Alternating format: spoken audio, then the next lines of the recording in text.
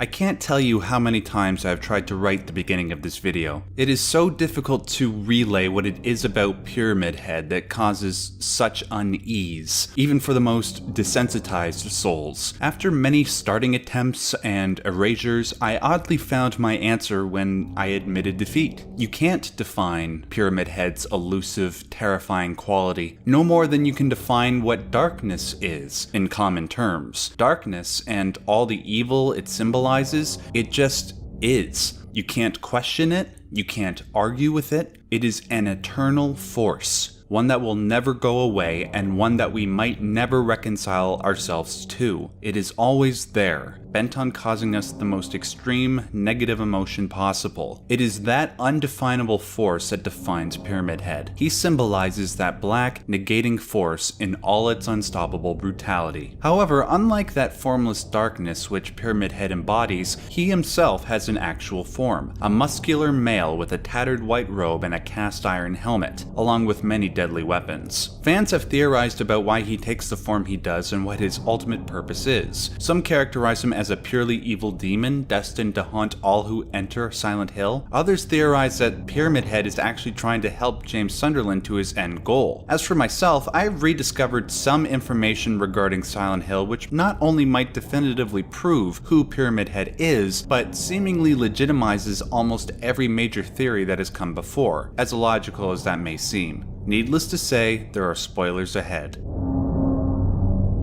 Let's start with what we know for certain about Pyramid Head. The Book of Lost Memories describes him as follows. He takes the appearance of an executioner of times past, but is actually incarnated from the part of James's consciousness that feels that he deserves punishment. As I have established in past videos about Silent Hill, the town has the power to give form to one's innermost thoughts. Simply put, Pyramid Head is the personification of a part of James Sunderland's mind. Pyramid Head has his face covered because his designer, Masahiro Ito, wanted a monster whose face could not be seen. Before he chose a pyramid to cover the face, he sketched the character with other masks. Ito soon found that the masks he sketched did not communicate the otherworldly terror that he sought. He figured characters like this might as well be any other human with a mask. He settled on a pyramid, seemingly because he took inspiration from drawings he did back in 1995. Drawings which show a mechanical creature with a pyramid as a head. The shape of the pyramid was inspired by a German experimental interceptor known as the Lippisch P-13A. The edges of the helmet were inspired by the skirt of the lower hull of the German tank King Tiger.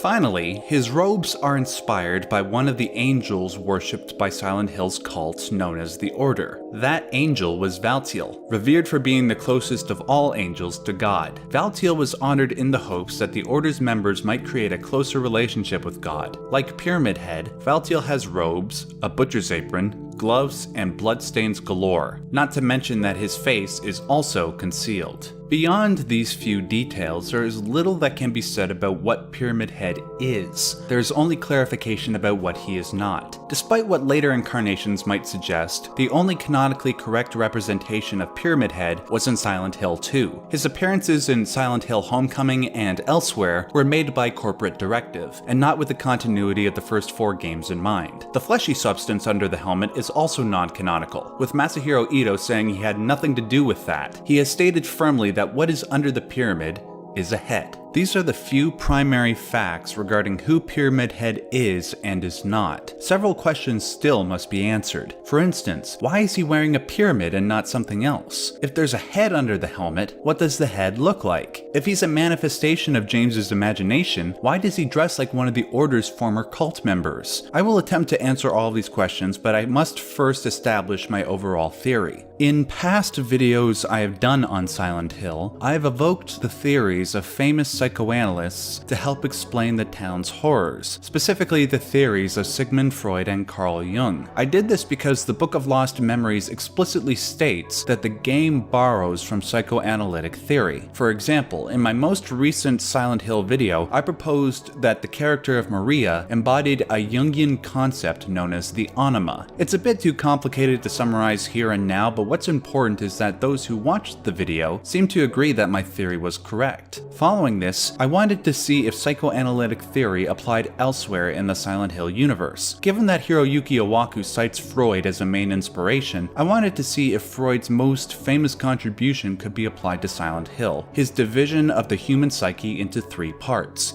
id, ego, and superego. To help simplify things, this division can be illustrated with this comedic depiction: the angel on one shoulder and the devil on the other. The angel is the superego, the moral component of our psyche that strives for self-betterment. The devil is the id, the hedonistic component of our psyche, which seeks immediate gratification of the human instinct. The ego is us, trying to mediate between the desires of the superego and the id. In regards to the id, because it contains several undesirable traits, we tend to repress them into the unconscious part of our mind. All of our tendencies towards wrath, gluttony, sloth, pride, envy, greed, and lust are pushed down into the darkest depths of our soul, in the hopes that they never surface, so that we may play the part of a civilized being. The problem is, every time we repress them, they eventually come back stronger, seeking horrific revenge for their suppression. What Freud's successors argued should be done to avoid the mental pain that comes along with repression is to find ways to integrate these negative traits into our conscious being, so that we may bring them under control. This way, the negative traits don't govern us, we govern them.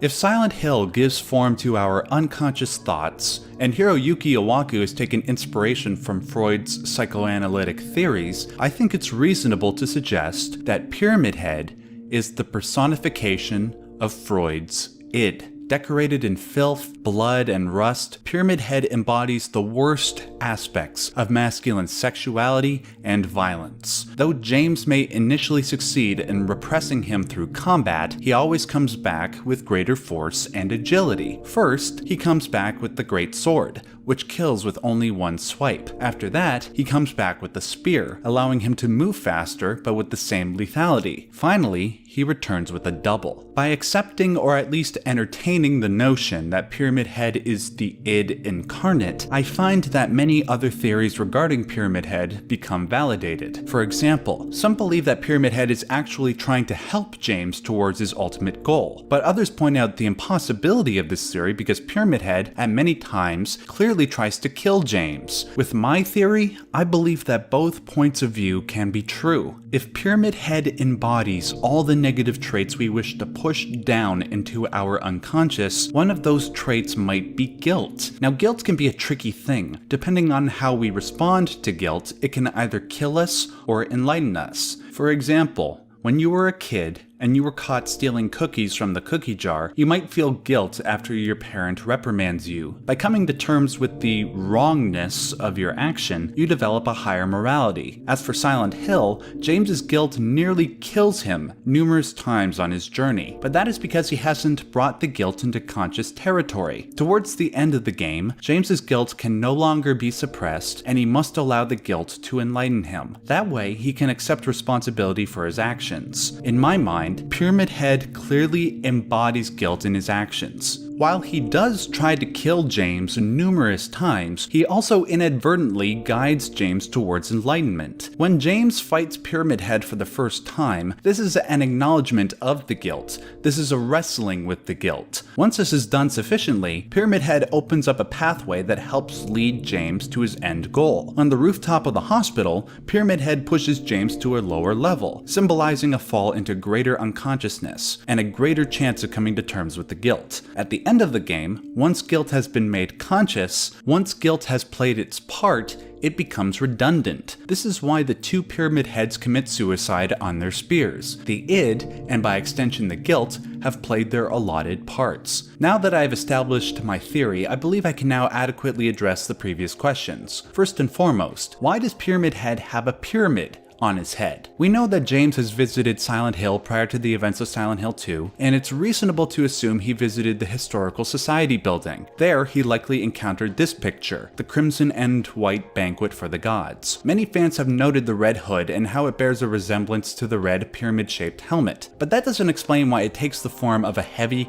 cast iron burden. In response, I point out Silent Hill's tendency to have basic things change form depending on whether or not the protagonist is in the fog world or the other world. If walls and floors can change to rusty chain link fences and curtains of human skin, isn't it reasonable to assume that a hood can change into a rusty iron helmet? As well, we know that Silent Hill's level of decay depends on how much darkness resides in one's heart. If James is destined to give form to his inner id, wouldn't it take the worst form possible? A hood wouldn't sufficiently demonstrate the burden of James's guilt, so it takes the worst form possible. If you want more information on Silent Hill's changing forms, especially in regards to Pyramid Head, I recommend you watch my video titled The Fog World and the Other World, which I will link in the description box. Next, if Pyramid Head has a head, what does it look like? Masahiro Ito has said the following on the matter. I didn't design and make Pyramid Head's face, but I have an image of the inside of the helmet in those days. It's a binded head with many frames. This might be a little hard to understand, especially because Ito is trying to translate his thoughts from Japanese into English, but I think I can explain. Every human being on the planet has an id, but the contents of one's id are not all the same. This is why Ito is insistent on the fact that only James can see Pyramid Head. Another person's id would take a different form. We know this is true because Ito has said the same thing about the monster known as the Abstract Daddy. The Abstract Daddy is Angela's creation, and neither James nor the player can see what she sees. When Ito says Pyramid Head has a binded face with many frames, I interpret this as a face that is constantly changing. Depending on who would see Pyramid Head's real face, his face would take whatever form makes most sense to the person who is viewing it. As for James, it would have to take the form that makes the most sense to him. One major theory is that Pyramid Head's face would be James's face, which would make sense. If Pyramid Head is James's id, maybe the face would be a more decrepit form of James's face, kind of like how Dark Alessa's face in Silent Hill 3 was a more decrepit form of Heather's face. This also explains why Pyramid Head wears the executioner robes. If James visited the Silent Hill Historical Society in the past and saw the picture of the executioner, it makes sense that James maybe internalized it. Maybe he associated the idea of pure evil with that image. Thus, upon entering Silent Hill and encountering Pyramid Head, he met face to face with his literal worst nightmare. Thanks so much for watching. If you want to see more videos where I examine Silent Hill's mythology, please click on one of the videos you see on screen now. If you liked this video and want to support the work I do here, the best thing you can do is hit that like button, share the video with other Silent Hill fans, and subscribe so you can see more videos like this in the near future.